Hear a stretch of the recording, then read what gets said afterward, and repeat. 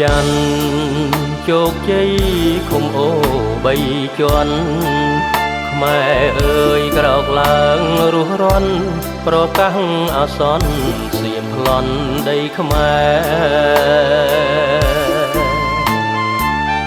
ពាត់លួងបន្លាចំការដីស្រែអូស្ទឹងដីគេចៅសៀមបងវ៉ាកែប្រវត្តិសាស្ត្រមិន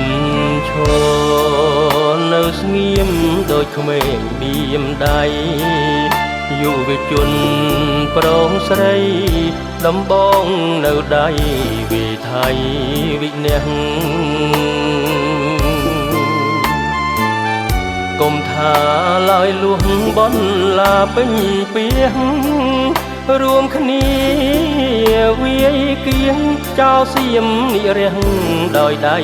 កូនខ្មែរទោះកាយលហិតលហើយថ្ងៃត្រូវទឹកភ្លៀងយប់នាំគ្នាយាមចំការដីស្រែ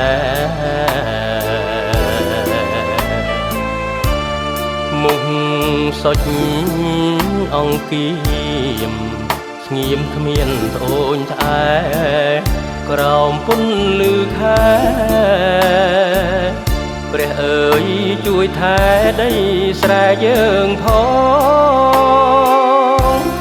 ចៅសៀមគុំរង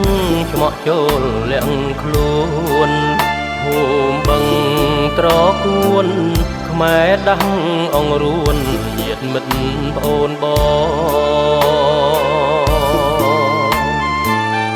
ប្រមូលកម្លាំងច្បាំងនឹងដំបងមិនអើ